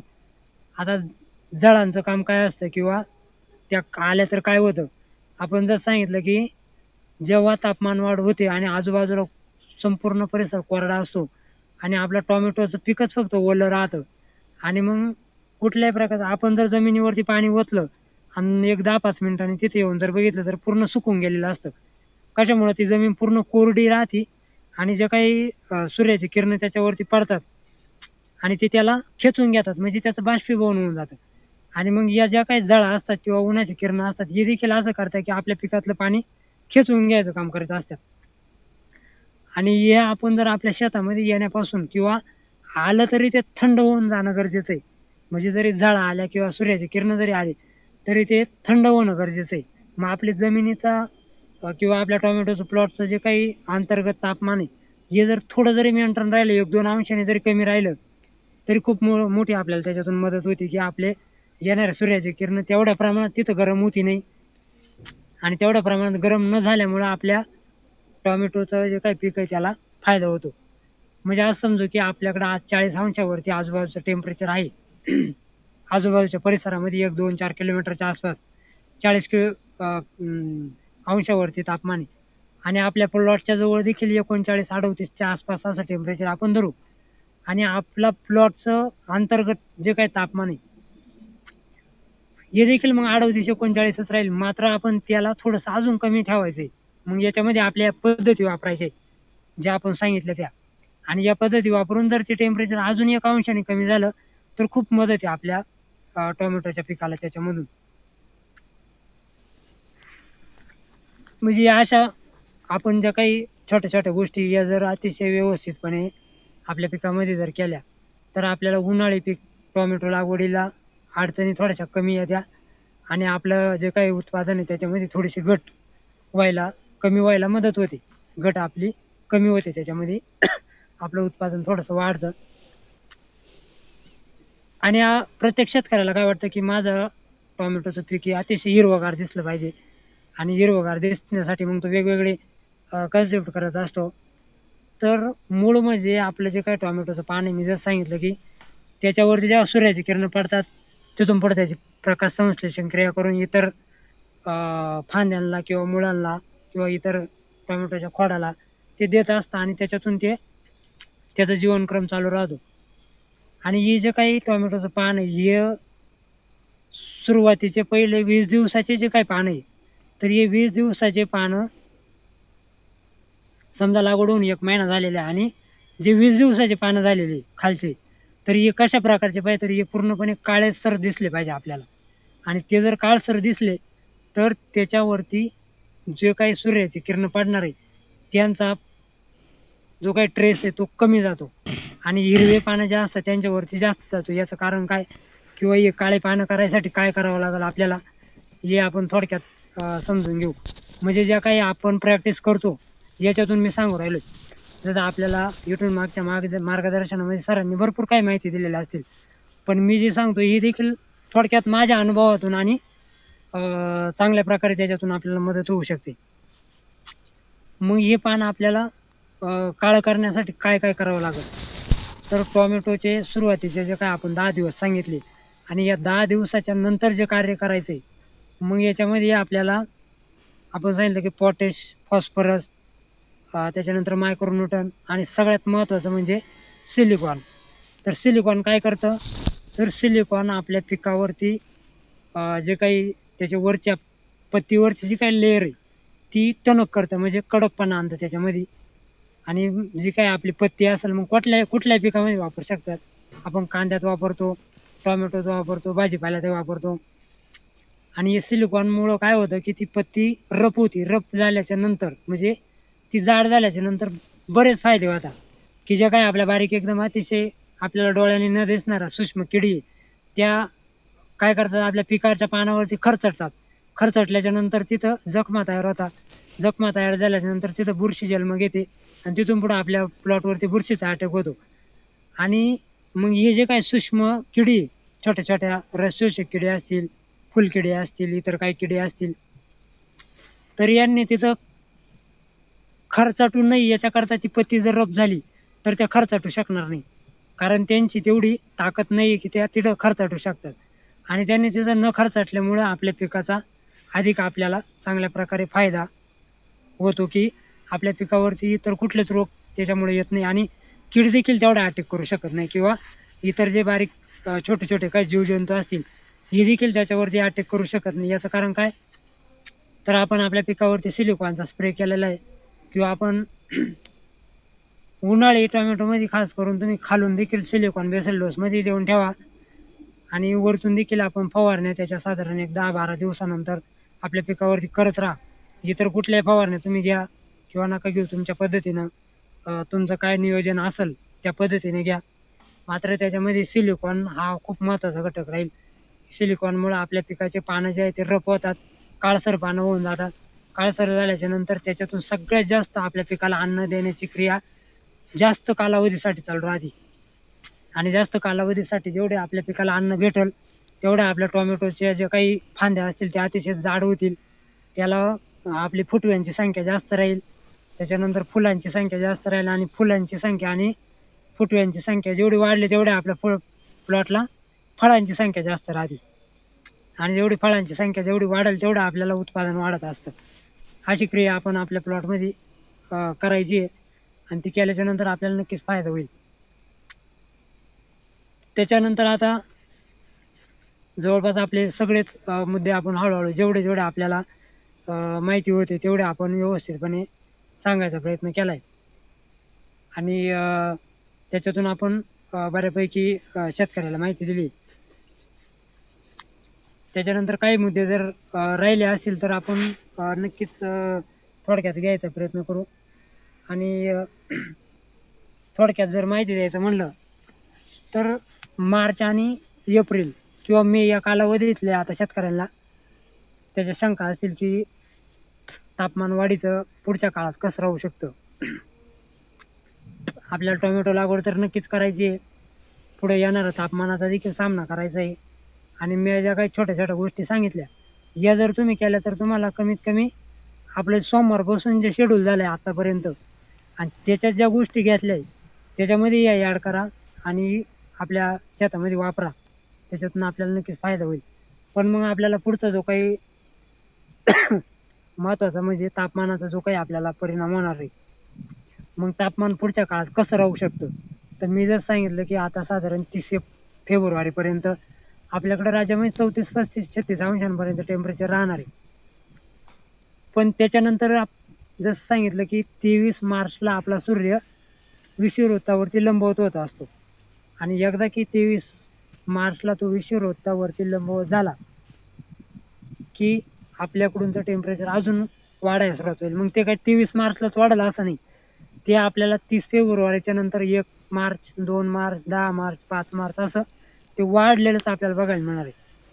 कशामुळं तर मागच्या आठवड्यात जसं आपण सांगितलं होतं की सूर्याच्या भोवती जी काय ITCZ असते म्हणजे एक उष्ण कटिबद्ध पट्टा येतो जो विषुववृत्तावरती वर्षभर तिथलं तापमान हे वाढलेलंच असतं. म्हणजे तिथं थंडी हा प्रकार नसतो. त्याला उष्ण कटिबद्ध पट्टा म्हणून संबोधलं जातं, पृथ्वीचा सेंटर. आणि तो जो काही उष्ण कटिबद्ध पट्टा आहे तो सेटल होत असतो. म्हणजे तो जेव्हा सूर्य कर्कवृत्तावरती जातो तेव्हा तो उत्तरेकडे येतो, म्हणजे आपल्या मध्य भारतामध्ये किंवा पूर्ण भारतावरतीच म्हणूया तो लंबवत असतो. विषुववृत्तावरती गेल्याच्या नंतर तो विषुववृत्तावरती लंबवत होतो आणि मकर वृत्तावरती गेल्याच्या नंतर मकर वृत्तावरती लंबवत होतो. तो मकर वृत्तावरती लंबवत झाला की आपल्याकडे येणारे सूर्याचे जे काही किरणं असतात लंबवत न येतात ते तिरपे किरणं येतात आणि तिरपे किरणं आल्यामुळं आपल्याला उष्णतेच्या लाटा कमी होऊन आपल्याकडे हिवाळी ऋतू चालू होतो आणि आपल्याकडं थंडीचा कालावधी सुरू होतो. आणि 22 डिसेंबरच्या नंतर पुन्हा सूर्य जेव्हा हळूहळू माघारी फिरायला सुरुवात होती, सूर्य माघारी फिरत नाही, मात्र पृथ्वीचा जो काही उत्तर गोलार्ध आहे आणि दक्षिण गोलार्ध आहे याच्यामध्ये फरक आहे. म्हणजे ते साधारण 23.5 डिग्रीनं पृथ्वी आपल्या झुकलेली थोडीशी तिरपी आहे आणि ती तिरपी असल्यामुळं जो भाग सूर्याच्या बाजूला जाईल त्याच्यावरती सूर्याची किरण लंबवत पडतात आणि जो त्याच्या विरुद्ध राहील त्याच्यावरती सूर्याची किरण तिरपी पडतात. तिकडे तापमानामध्ये घट होते. आपला उत्तर ध्रुव आणि दक्षिण ध्रुव, उत्तर ध्रुवावरती कुठल्याही प्रकारचं सूर्याची किरण पोहोचते नाही आणि दक्षिण ध्रुवावरती देखील कुठल्याही प्रकारचे सूर्याची किरण पोहोचते नाही. त्यामुळं त्या भागांमध्ये वर्षानुवर्ष, इथून मागचे शेकडो वर्ष, हजारो वर्ष आणि इकडून पुढचेही राहिलेलं सूर्य जे काही पृथ्वीचं साधारण 4 काही अब्ज वर्ष शास्त्रज्ञांच्या मते पृथ्वी अजून तिचं आयुष्य आहे, तर इथपर्यंत देखील तिथं सूर्याची किरण पोहोचणार नाही. कारण त्याची पृथ्वीची निर्मिती तशी झालेली आहे की पृथ्वी गोलही आहे आणि थोडीशी अंडाकृती आहे आणि ती 23.5 डिग्रीने थोडीशी झुकलेली आहे आणि झुकलेली असल्यामुळं जे काही सूर्याचे किरण येतात ते त्या दक्षिण ध्रुवावरती आणि उत्तर ध्रुवावरती पोहोचू शकत नाही. त्यामुळे तिथं वर्षानुवर्ष बर्फाचे सगळा बर्फाळी प्रदेश आणि त्या टोकावरती मानवी जीवन नाही आहे किंवा तिथं मानवी जीवन जाऊ शकत नाही, फक्त त्याचा अभ्यास करू शकतो. तिथं कंटिन्यू ऊन आहे, मी तर म्हणतो कदाचित तिथलं अजून जे काही तापमान आहे ते नोंदवणं शक्य झालेलं नाही, कारण तिथं पोहोचणं कठीण आहे. फक्त त्याचा अभ्यास आपण करू शकतो, मात्र तिथं पोहोचणं थोडंसं कठीण आहे. कारण तिथं ऊन 50 अंशापर्यंत जर तिथं तापमान जात असेल म्हणजे वजा, तर तिथं बर्फाच्या मोठमोठ्याले हिमालय, मोठमोठ्याले डोंगर आहे आणि वर्षातले साधारण 12 महिने तिथे बर्फवृष्टी होत राहते. त्याच्यामुळे तिकडं सूर्याची किरण जात नाही. आणि या मकर वृत्तापासून तर कर्क वृत्तापर्यंत हा जो काही काळ आहे, हा कालावधी आहे किंवा हा जे काही अंतर आहे, याच्यामध्ये सूर्याचे किरण पडतात. इथं वातावरणामध्ये बदल जाणवतात. हिवाळा, उन्हाळा, पावसाळा हे ऋतू फक्त एवढ्या 23.5 अंशाच्या कोणामुळे आपल्याला ते बघायला मिळत असतात. म्हणजे ज्या भागात सूर्य लंबवत झाला त्या भागामध्ये तापमान वाढ होते. तापमान वाढल्याच्या नंतर तिथली हवा हलकी होते. हवा हलकी झाल्याच्या नंतर ती वरती जाते. वरती गेल्याच्या नंतर आजूबाजूची हवा त्या भागामध्ये तो लो प्रेशर जो बनलेला असतो तो भरण्याकरता येते. आणि भरण्याकरता आल्यामुळे ती सरळ अवकाशाकडे झेपावली जाते. कारण ती देखील तापते. मात्र ती बाजूने येताना हजारो किलोमीटरवरून येताना ती बाष्प घेऊन येते आपल्याबरोबर समुद्रावरचं. आपल्या दोन्ही बाजूने समुद्र असल्यामुळे तिन्ही बाजूनी. आणि ती बाष्प घेऊन आल्याच्या नंतर ती त्या बाष्पाबरोबरच गरम होऊन वरती जाते हलकी होऊन. आणि अवकाशात गेल्याच्या नंतर आकाशातलं तापमान हे जसजसं जमिनीपासून वरती वरती जाऊ तसं तापमान कमी कमी होत जातं. आणि मग ती वरती गेल्याच्या नंतर थंड व्हायला सुरुवात होते. थंड झाल्याच्या नंतर तिचं जे काही पाण्याचं रूपांतर आहे ते वाफेत होतं. वाफेतून ते पुन्हा पाण्यामध्ये त्याचं रूपांतर तयार होतं आणि पुन्हा जमिनीवरती पावसाच्या स्वरूपात ते पडत असतं. अशी क्रिया आपल्या घडत असते. मग हा जो त्याच्या करता कालावधी नेमून दिलेला आहे किंवा त्याचा कालावधी आहे, तर जून, जुलै, ऑगस्ट आणि सप्टेंबर हा पावसाळी कालावधी. ऑक्टोबर, नोव्हेंबर, डिसेंबर, जानेवारी हा हिवाळी कालावधी. आणि मार्च, एप्रिल, मे किंवा जून हा उन्हाळी कालावधी.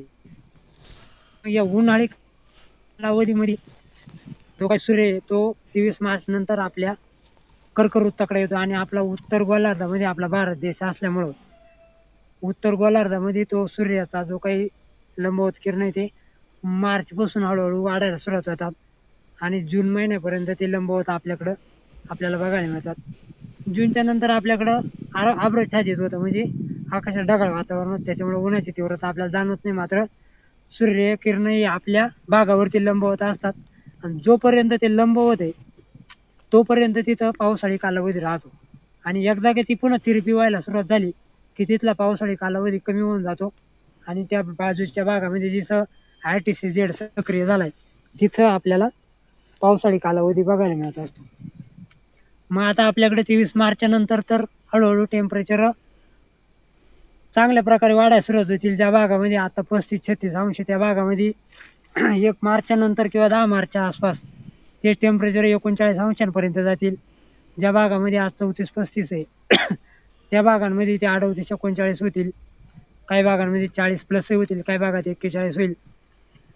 आणि जसं हळूहळू अजून आपण एप्रिलकडं किंवा मेकडं जाऊ तसं त्या तापमानामध्ये वाढच झालेली आपल्याला बघायला मिळणार आहे.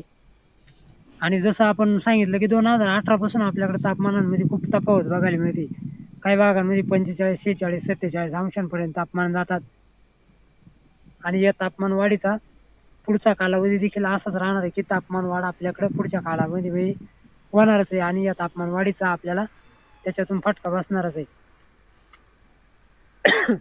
मग आपल्या जो काही पूर्व विदर्भ असेल, दक्षिण महाराष्ट्र असेल आणि उत्तर महाराष्ट्राचे किंवा मध्य महाराष्ट्राचे जे काही आपले भाग बनलेले, या भागांमध्ये कधी कधी पुणे, नाशिक, नगर यांचा थोडासा जो काही भाग आहे, इथं सोलापूर, लातूर, नांदेड किंवा विदर्भातले नागपूर, भंडारा, गोंदिया, जळगाव, नंदुरबार, धुळे, मालेगाव याच्यापेक्षा इथलं टेम्परेचर 1-2 अंशानं कमी राहत आहे. जर जळगावचं तापमान जर 45 अंश असलं तर आपलं 43-42 अंश राहतं. म्हणजे त्याच्यापेक्षा आपल्याकडं 1-1.5 अंशाने कमी तापमान राहतं, 2 अंशांनी. तेच तापमान विदर्भामध्ये आपल्यापेक्षा 2-4 अंशांनी जास्त राहतं. असं आपले जे काही भौगोलिक परिस्थिती याच्यानुसार ते तापमान वाढतात, कमी होतात. आणि मग पुढच्या काळामध्ये जरी आता मध्य महाराष्ट्राचा आपण हा भाग घेतला की पुणे, नाशिक, नगर इथं 41 अंश तापमान होणार आहे किंवा 42 होणार आहे. आणि मग त्याच्या आजूबाजूच्या परिसरांमध्ये किती राहील याचा आपण अंदाज घ्या. म्हणजे आपण सांगितलं की या नगरच्या, नाशिकच्या आणि पुण्याच्या भागांपेक्षा सोलापूर, नांदेड किंवा विदर्भ आणि उत्तर महाराष्ट्र यांचं तापमान हे कोणत्याही कालावधीमध्ये जास्त राहतं. कोणत्याही महिन्यात म्हणजे फेब्रुवारी, मार्च, एप्रिल, मे या कालावधीमध्ये ते जास्तच राहतं या भागापेक्षा. आणि मग या भागांमध्ये म्हणजे पुण्याच्या किंवा नाशिकच्या नगरच्या मध्य महाराष्ट्राच्या या भागांमध्ये जर 42 अंशांवरती तापमान जाणार आहे, तर आजूबाजूच्या परिसरामध्ये ते 4 अंशांनी 3 अंशांनी प्रत्येक जिथली भौगोलिक परिस्थिती तशी आहे त्या पद्धतीने ते वाढणार आहे. मग काही भागांमध्ये 45, 46, 47 अंशांपर्यंत देखील जाणार आहे तापमान. काही भागांमध्ये 43, 44, 45 असं आपल्याला तापमान वाढलेलं पुढच्या कालावधीमध्ये एप्रिल मे या कालावधीमध्ये बघायला मिळणार आहे. आणि त्यानुसार आपण आपलं शेती पिकाचं नियोजन करणं गरजेचं आहे. आपण साधारण जी काही माहिती घेतली त्याची थोडक्यात पुन्हा एकदा उजळणी करू. आपण सुरुवातीला आठवड्याचा हवामानाचा आढावा घेतला. त्याच्यानंतर आपण पूर्ण फेब्रुवारीचा 30 फेब्रुवारीपर्यंत राज्यामध्ये काय परिस्थिती राहील, राज्यात कुठेही विशेष आपल्याला पावसाची शक्यता राहणार नाही. त्याच्यानंतर तापमान वाढ ही आता पुढच्या काळामध्ये नक्कीच अजून 1-1 अंशांनी तापमान वाढत जाणार आहे. 20 फेब्रुवारीपर्यंत सगळ्याच भागांमध्ये जवळपास 34 ते 36 या कालावधीमध्ये तापमान राहणार आहे. ज्या भागात 32 आहे त्या भागात 33-34 होणार आहे. ज्या भागात 35 आहे त्या भागात 36-37 होणार आहे. अशी पुढच्या काळामध्ये वाढ व्हायला सुरुवात होणार आहे. आणि त्याच्यानंतर देखील वातावरण कुठेही आपल्याला खराब जास्त बघायला मिळणार नाही. मात्र तापमान वाढ ही हळूहळू आपल्याला नक्कीच होणार आहे आणि मार्चमध्ये देखील तापमान वाढ ही होणारच आहे. त्याच्यानंतर आपण टोमॅटो पिकामध्ये आपल्या बालावस्थेमध्ये कशी काळजी घ्यायची, त्याचं व्यवस्थापन कसं करायचं, त्याचा तापमानापासून त्याचा बचाव कसा करायचा याच्याविषयी माहिती घेतली. आणि शेवटी आपण पूर्ण 3 महिन्याचा मार्च, एप्रिल आणि मे या कालावधीमध्ये तापमान वाढीचा देखील आढावा घेतला. असं एकंदरीत आपलं जे काही आजचं शेड्यूल होतं त्याच्यातनं आपण शेतकऱ्यांना चांगली माहिती देण्याचा प्रयत्न केलाय. थोडक्यात जर शेतकऱ्यांचं काही शंका असल्या तर नक्कीच आपण घ्यायचा प्रयत्न. धन्यवाद विजय सर. या ठिकाणी गणेशदादा सलगर प्रश्न उत्तर घेतील. धन्यवाद विजय सर. खूप छान मार्गदर्शन केलं हवामान प्लस टोमॅटो पिकाबद्दल. कारण तुम्ही एक टोमॅटो उत्पादक आहेत आणि त्याच्याबद्दल जे त्यातले काही बारकावे आमच्या शेतकऱ्यांना सगळ्यांना समजून सांगितल्याबद्दल मी त्यांचे धन्यवाद मानतो. मी प्रश्नाकडे येतो विजय सर. पहिला प्रश्न आहे दत्ता सुंबे यांचा. एप्रिल मे महिन्यात उष्णता कशी राहील आणि जून महिन्यात पावसाची शक्यता किती प्रमाणात असेल? आता आपण जसं सांगितलं की आपण जसं हळूहळू मार्च महिन्याकडे जाणार आहे, साधारण फेब्रुवारी एंडपर्यंत जर आपण सांगितलं की ज्या भागामध्ये 34 अंश तापमान आहे त्या भागामध्ये नक्कीच 36 होणार आहे. परंतु मार्चच्या नंतर काय होणार आहे, ते मार्चच्या नंतर अजून टेम्परेचर आपल्याकडे वाढायला सुरुवात होईल. कारण आपल्याकडे जसं सूर्याची किरण लंबवत होत चालतात, आपल्याकडे उन्हाळा ऋतू सुरू व्हायला चांगल्या प्रकारे सुरुवात झालेली आहे. आणि पुढच्या काळामध्ये अजून त्याच्या तापमानांमध्ये आपल्याला वाढ झालेली बघायला मिळेल. आणि एप्रिल मे महिन्यामध्ये जसं आपण सांगितलं की ज्या भागामध्ये उदाहरणार्थच दिले आपण मध्य महाराष्ट्राचे किंवा दत्तात्रय सुंबेच्या भागात राहतात तिथलेच डायरेक्ट आपण लोकेशन घेऊन सांगितलं की नाशिक, नगर, पुणे या भागांमधलं इतर भागांपेक्षा तापमान हे 1-2 अंशाने कमी राहतं. मात्र किती राहतं तर साधारण 40 ते 42 अंशाच्या आसपास आपल्या टेम्परेचर राहिलेलं बघायला मिळतं. आणि त्याच्यामध्ये स्थानिक वातावरणानुसार काही भागांमध्ये जसं आपण सांगितलं की भौगोलिक परिस्थितीनुसार काही ठिकाणी थोडंफार अधिक कमी जास्त देखील होऊ शकतं. अर्धा 1 अंश त्याच्यापेक्षा जास्त त्याच्यामध्ये वाढ होत नाही. त्याच्यानंतर जून महिन्याचं जे काही विचारलं त्यांनी तर आपण साधारण 31 मार्चच्या जवळपास किंवा त्या कालावधीमध्ये आपण तो माहिती चांगल्या प्रकारे द्यायचा प्रयत्न करू. धन्यवाद विजय सर. पुढचा प्रश्न आहे राजेंद्र मदने यांचा की नाशिक जिल्ह्यात जून मध्ये पाऊस कसा असेल? त्याचं उत्तर झालं आताच दिलं आपण. धन्यवाद सर. योगेश बोर सिन्नर ह्या भागातनं बोलतात. विजय सर एप्रिल महिन्यात मला वाटतं त्याचंही उत्तर दिलं आहे आता आपण. विठ्ठल कडवणे यांनी आपले धन्यवाद मानलेत. सुनील गागरे यांनी सुद्धा छान माहिती दिल्याबद्दल धन्यवाद मानलेत. सौरभ जाधव यांचा एक प्रश्न आहे, उन्हाळी टोमॅटो लागवडीसाठी सर उत्तर दक्षिण योग्य की पूर्व पश्चिम आणि पाण्याचा TDS 800 ते 900 आहे. पाणी नदीचे आहे तर उन्हाळी फ्लॉट सक्सेस होईल का? शक्यतो जे काही सरीची पद्धत आहे ही उत्तर दक्षिणच व्यवस्थित राहील. आणि उत्तर दक्षिण असल्यामुळं त्याच्यामध्ये आपल्याला सूर्याचे किरण व्यवस्थित गेलेले बघायला मिळतील आणि चांगलं नियोजन राहील. त्याच्यानंतर जे काही पाण्याचं त्यांचं नियोजन आहे किंवा त्यांचा जो काही TDS असेल त्याच्यामध्ये देखील काही विशेष आपला त्याच्यातून देखील आपला तोटा नाही होणार. चांगल्या प्रकारे प्लॉट तुमचा सक्सेस होईल.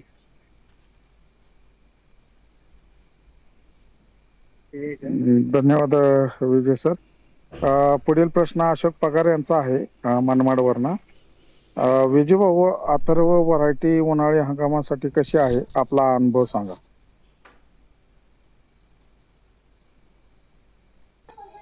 आता उन्हाळी हंगामासाठी साधारण जी काही अथर्व व्हरायटी ती अतिशय चांगल्या प्रकारची आहे. म्हणजे इतर व्हरायट्यांना कदाचित 62-42ला देखील थोडासा प्रॉब्लेम येऊ शकतो तापमान वाढीचा. मात्र अथर्वला पूर्णपणे आता मागील वर्षी मी अथर्व व्हरायटी केलेली होती आणि त्याच्यामध्ये जे आता मी प्रॅक्टिस सांगितली याच्यातली कुठलीच प्रॅक्टिस केली नव्हती. कारण माझ्याकडे पाणी नव्हतं.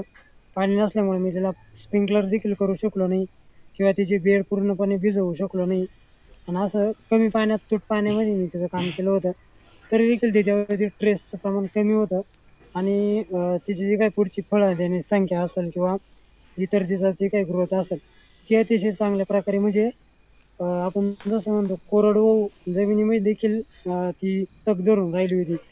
आणि मग आपल्या भागात जर पाण्याचं व्यवस्थित जर व्यवस्थापन असेल तर अथर्व व्हरायटी अतिशय चांगल्या प्रकारची राहील तुमच्यासाठी. संदीप वाघ, सतीश घागरे, नामदेव शेलार, सॉरी पोपट मगर, रविबापू आणि राजेश वागसोरे यांनी छान माहिती दिल्याबद्दल तुमचे धन्यवाद मानलेत विजय सर. पुढचा प्रश्न नामदेव शेलार यांचा आहे की सर, टोमॅटो लागवड 5x2 वर लावली तर चालेल का? शक्यतो टोमॅटो लागवडीचं अंतर जर त्यांनी जे सांगितले 5x2 हे जर ठेवलं तर अतिशय व्यवस्थित राहतं.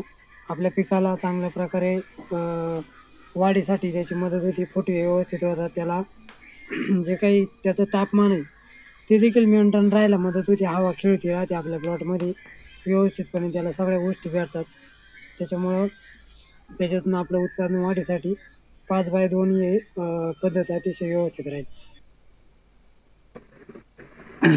धन्यवाद विजय सर. नितीन कदम, स्वपन लोहारे, विश्वास आव्हाड, योगेश देवरे, योगेश देवरे, ओमप्रकाश बगेळी आणि योगेश बोर यांनी आपले धन्यवाद मानलेत. पुढचा प्रश्न विजय घाडगे यांचा आहे. मी संगमनेर तालुक्यामधून आहे. मार्च मध्ये टोमॅटो लावले तर स्प्रिंकलर करावे का? हो, नक्कीच करणं गरजेचं आहे. कारण आपल्याकडच्या कालावधीमध्ये अतिशय तापमानामध्ये चांगली वाढ झालेली राहते.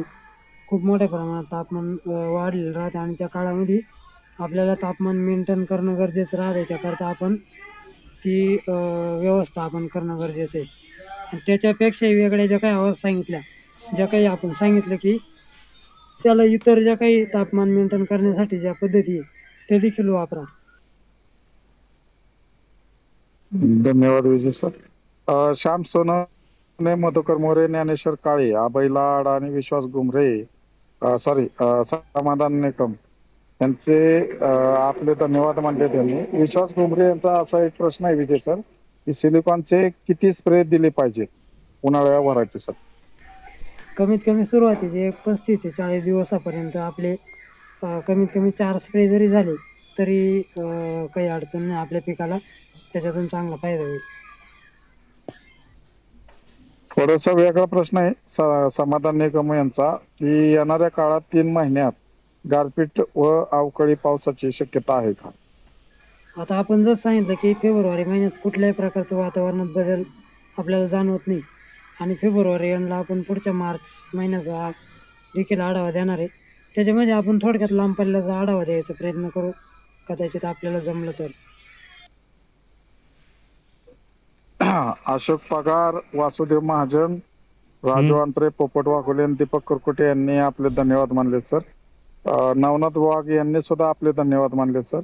जगन्नाथ खळदाते यांचा एक प्रश्न आहे असा, या सीझन मध्ये संभाव्य वादळ व हवेचा वेग कसा राहील? अवकाळी पाऊस विभागाप्रमाणे कसे असतील? हवेचा वेगाचा बाष्पीभवनावरील कसा परिणाम होतो, हे सांगावे. आता एकदा तापमान वाढ आली की आपल्या पिकावरती कसा परिणाम होतो. त्यांचा भाजीपाला जरी पीक असलं तरी आपण जर सांगितलं की तापमान वाढ काय करते, त्यातल्या बाष्पीभवनाची क्रिया चालू राहते. त्या काळात आपल्या पिकातलं पाणी ते खेचून घेऊ शकतं. आणि त्याचबरोबर त्यांनी जे काही संभाव्य वादळांविषयी प्रश्न विचारले, तर याचं आपण जेव्हा जेव्हा वातावरणात बदल होतील तशी ती पुढच्या महिन्याची एक महिन्याची माहिती आपण देत असतो. फेब्रुवारीचा पूर्ण आढावा दिला. राज्यात कुठल्याही प्रकारच्या विदर्भ वगळता आपल्याला पावसाची शक्यता जाणवत नाही. आणि आपण पुढच्या महिन्यामध्ये देखील मार्च महिन्याचा आढावा द्यायचा प्रयत्न करू. धन्यवाद सर. शांताराम शिंदे, दीपक गुंजाळ शांताराम शिंदेने एक धन्यवाद मानलेत. दीपक गुंजाळांचा एक प्रश्न असा आहे की वारंवार एकाच रानात लागवड केल्यास ॲव्हरेज घटू शकतो का? वारंवार एकच क्षेत्रात लागवड केली तर आपलं ॲव्हरेज नाही गाठणार. मात्र आपलं जे काही शेत आहे याच्यातल्या ज्या आपल्या पद्धती त्या व्यवस्थित होणं गरजेचं आहे. म्हणजे टोमॅटो लागवडीच्या अगोदर ते शेत तुमचं कमीत कमी 1 ते 1.5 महिना त्याची नांगरटी करून ते व्यवस्थित उन्हाने तापून गेलं पाहिजे. आणि तापल्याच्या नंतर तुम्ही त्याच्यामध्ये शेणखत व्यवस्थित दिलं पाहिजे. शेणखताच्या नंतर तुमच्या इतर जे काही तुम्हाला बेसल डोसमध्ये कोणकोणते खतं द्यायचे हे व्यवस्थित दिले तर त्याच्यामध्ये कुठल्याही प्रकारची आपल्याला अडचण येत नाही, शक्यतो उन्हाळी लागवडीला. दत्ता पाटील आणि समाधान निकम आणि संतोष चौधरी यांनी आपले धन्यवाद मानले सर. दत्ता सुंबे यांचा एक प्रश्न आहे बाळवणीवरनं. तर मे महिन्यात आमच्याकडे उष्णता खूप असते, त्यावेळी टोमॅटोसाठी मल्चिंग वापरणे योग्य राहील का? पारनेर तालुका. शक्यतो टोमॅटो हा विदाऊट मल्चिंग लावूच नका. आणि लावला तर तो तुमच्या जबाबदारीवर लावा. शक्यतो उन्हाळी कालावधीमध्ये आपल्याला रात्री सरांनी किंवा याच्या पाठीमागच्याही याच्यामध्ये सांगितलेलं आहे की तुम्ही मल्चिंग न टाकता टोमॅटो लागवड करूच नका. आपल्याला मागच्या सेशनमध्ये सरांनी सांगितलं आणि मी तेच सांगतो की तुम्ही मल्चिंग पेपर टाकल्याच्या नंतरच टोमॅटोची लागवड करा. धन्यवाद सर. दिगंबर मकर आणि सकारे बुळे यांनी एक आपले धन्यवाद मानलेत. शेवटचा प्रश्न घेतो सर. निलेश थेटे यांचा, एरिया टोमॅटो लागवडीचा अंदाज कसा वाटतो? आतापर्यंत लागवडी कंट्रोलमध्ये होत्या. मात्र एकंदरीत पुढच्या 15 दिवसामध्ये आणि मार्च महिना हा लागवडीसाठी चांगल्या प्रकारचा वाढतोय. सध्या मागच्या 20 ते 25 दिवसामध्ये ज्या काही लागवडी झाल्या त्या नगण्यच आहे. मात्र इथून पुढचे 15 दिवस, फेब्रुवारीचे राहिलेले 20 दिवस आणि मार्च महिना या कालावधीमध्ये लागवडींचा रेकॉर्ड चांगला राहण्याची शक्यता आहे. खूप छान माहिती दिली विजय सर. चॅट बॉक्स मधले प्रश्न संपलेत सर.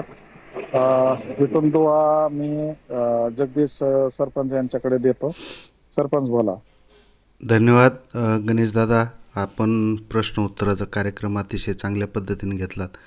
या ठिकाणी जर काही खाली जे स्पीकर पॅनलमध्ये येऊन मेंबर कोणी प्रश्न विचारू इच्छित असतील तर त्यांना आपण हँडराईजचा ऑप्शन ओपन केलेला आहे.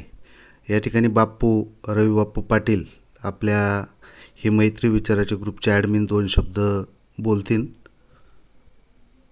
बापू, आवाज येतोय माझा? ओके, ठीक आहे. चैतन्य पाटील, आपला काही प्रश्न आहे का? नाही सरपंच, काही नाही. ओके, ठीक आहे. गुरुजी, आपण काय बोलणार?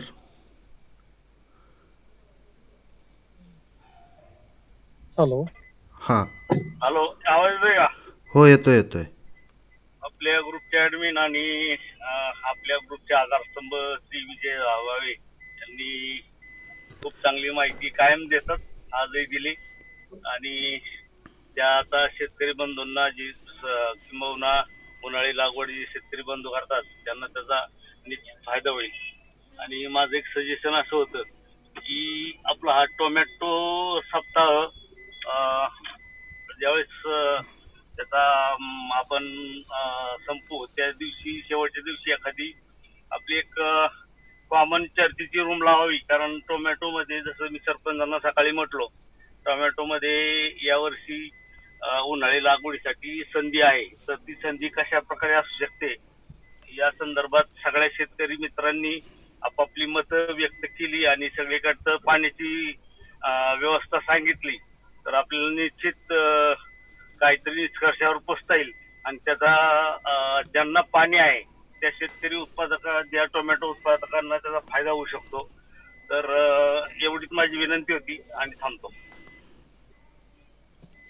धन्यवाद. मी बोलू का मित्रांनो? एकच मिनटं बापू, घेतो मी तुम्हाला. धन्यवाद गुरुजी, अतिशय चांगल्या पद्धतीने आपण या ठिकाणी सरांचे धन्यवाद पण मानले आणि एक नक्कीच नवीन प्रश्न आपण जो सकाळी चर्चा झाला आपला, तो आपण नक्कीच आपल्या अशा जे स्पेशल ग्रुप आहे त्या ठिकाणी त्याच्या संदर्भात आपण चर्चा आणि मार्गदर्शन करणार आहोत. यानंतर आपल्या ॲडमिन टीमचे मेंबर सन्माननीय रविबापू पाटील जळगाववरनं.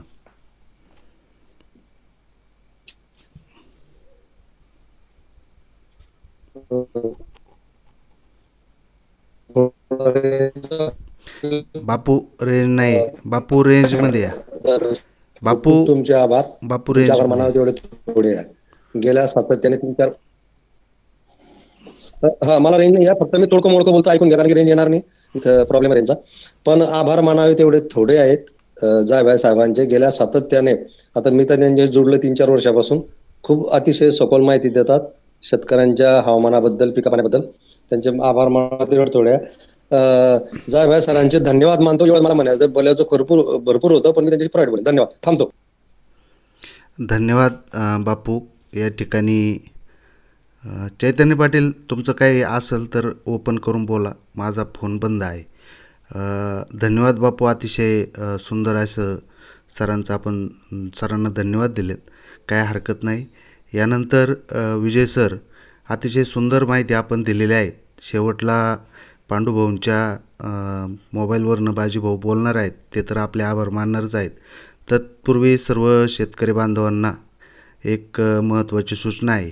या ठिकाणी आपला जो टोमॅटोचा मार्गदर्शन चर्चासत्राचा सप्ताह सुरू आहे, त्यामध्ये उद्या सायंकाळी ठीक 7:30 वाजता टोमॅटो अन्नद्रव्य व कीड रोग व्यवस्थापन याच्यावरती मार्गदर्शन करण्यासाठी आपल्या सर्वांची परिचित आणि आपल्या ही मैत्री विचाराच्या ग्रुपचे एक अनुभवी सदस्य सन्माननीय मुकेश शुक्ला साहेब सिजंटा कंपनीचे आपल्याला उद्या मार्गदर्शन करण्यासाठी उपस्थित राहणार आहेत. त्या रूमसाठी आपण सर्वांनी मित्रांनो अगदी वेळेवर म्हणजे सायंकाळी ठीक 7:30 वाजता उपस्थित राहावं. आणि अजून एक सूचना शेतकरी बंधूंनो, आत्तापर्यंत जी काय आपली सेशन या ठिकाणी झालेली आहेत त्या सर्वांचे ऑडिओ व्हिडिओ स्वरूपात रेकॉर्डिंग करून आपण या ठिकाणी आपल्या ही मैत्री विचाराचे ग्रुप संचलित सरपंचाची शेतीवाडी या यूट्यूब चॅनलवर आपण ते सर्व व्हिडिओ आत्तापर्यंतचे टाकलेले आहेत. तर ते पण व्हिडिओ आपण बाकीच्या मित्रांना शेअर करावेत. त्याच्या डिस्क्रिप्शन बॉक्समध्ये आपण क्लब हाऊस ॲप कसं डाउनलोड करायचं आणि आपल्या मैत्री विचाराच्या ग्रुपची लिंक, त्याचबरोबर मैत्री विचाराच्या ग्रुपच्या फेसबुक पेजची लिंक टाकलेली आहे. त्या लिंक ही ऑटोमॅटिक त्या ठिकाणी शेअर होतील मित्रांनो.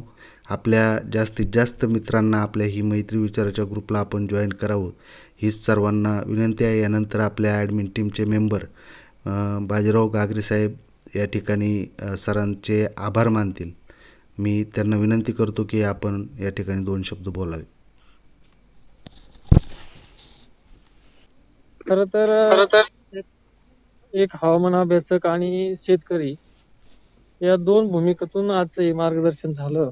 प्रत्येक वेळी आपण कुठेतरी एखादा तज्ञ येतो, परंतु बऱ्याच वेळा शेतकरी नसतो. शेतकरी आणि हवामान अभ्यासक या नात्यातून अतिशय योग्य असं मार्गदर्शन जायभावी सरांनी केलं. सर, दरवर्षीपेक्षा 1-2 पॉईंटने किंवा थोडंफार टेम्परेचर वाढू शकतं का? आणि तुम्ही तर सांगितलेच आहे, यानुसार शेतकऱ्यांनी कशी सुधारणा करायला पाहिजे याबाबतही तुम्ही अतिशय योग्य मार्गदर्शन केलेलंच आहे. साधारणपणे टेम्परेचर वाढू शकतं असं तुमचं वैयक्तिक मत आहे? खरं तर हा लांब पल्ल्याचा अंदाज होऊ शकतो, पण तरी सुद्धा किती टेम्परेचर दरवर्षीपेक्षा वाढू आणि आपण मग थांबूया.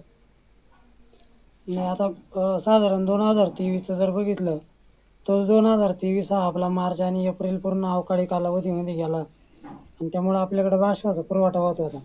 त्या परिस्थितीमुळे आपल्याकडं तापमानाच्या ज्या जाळ्या होत्या त्या जास्त कालावधीसाठी न वाढता फक्त मे महिना आपल्याला तापमानाच्या वाढीचा बघायला मिळाला होता आणि एप्रिल मार्च हा पावसाळी कालावधी असल्यामुळं त्याच्यात तापमान वाढ कमी झाली होती. आणि त्याच्यामुळं आपल्याकडे जे काही तापमान दरवर्षी 45-46 अंशावरती जातात ते गेले नव्हते. मग या वर्षी आपल्याला 2021-2020ला ज्या पद्धतीने तापमानात वाढ झाली होती 40 अंशापेक्षा जास्त आणि 45-46 अंशाच्या आसपास जिथपर्यंत टेम्परेचर वाढणार आहे ते काही 46-48 नाही होणार, मात्र त्याचा कालावधी जास्त राहणार आहे. जसा मागील वर्षी कालावधी कमी होता कारण 2 महिन्याचा कालावधी पावसाळ्यात गेल्यामुळं आपल्याला 1 महिन्याचा त्याचा तापमान वाढीत सामना करावा लागला होता. त्या पद्धतीने या वर्षी अवकाळीचं प्रमाण कमी आणि तापमान वाढीचं जी काही परिस्थिती जी जास्त भेडसावणार आहे. त्यामुळं तापमान वाढ ही आपल्याला जास्त ती मोठ्या कालावधीमध्ये बघायला मिळेल. मात्र तापमान हे आपले जसे दरवर्षी आपल्याकडे 45+ होतात काही भागांमध्ये. जसं मी उदाहरणार्थ सांगितलं आपले पुण्याचे, नगरचे, नाशिकचे भाग आहेत याच्यामध्ये ते कदाचित 43 अंशापेक्षा पुढं कधी कधी जाते नाही आणि या भागांमध्ये ते त्याच जवळपास राहणारे 42-43 अंशाच्या आसपास. आणि विदर्भ, उत्तर महाराष्ट्रातले जळगाव, धुळे, नंदुरबार हा परिसर थोडा अधिक तापतो. त्याच्यामध्ये 44-45 अंशापर्यंत जातात आणि विदर्भामध्ये तेच 46-47 पर्यंत सुद्धा जाण्यास मदत होती या कोरड्या कालावधीमुळे. धन्यवाद विजय सर. खरं तर टेम्परेचर जरी जास्त वाढलं नाही तरी जास्त टेम्परेचर जास्त काळासाठी असणार आहे. शेतकरी बांधवांनी या गोष्टीची नोंद घ्यावी आणि यानुसार आपल्या पिकाची काळजी घ्यावी. आपण वारंवार दर आठवड्याला हवामानाचा अंदाज देतात. वर्षभर आपण अंदाज देतच असतो, परंतु टोमॅटो आणि हवामान अंदाज या दोन्हींची सांगड घालून अतिशय योग्य असं मार्गदर्शन केलं. त्याबद्दल ही मैत्री विचारांची या ग्रुप तर्फे तुमचे खूप खूप आभार, मनपूर्वक आभार, धन्यवाद. या ठिकाणी थांबूयात.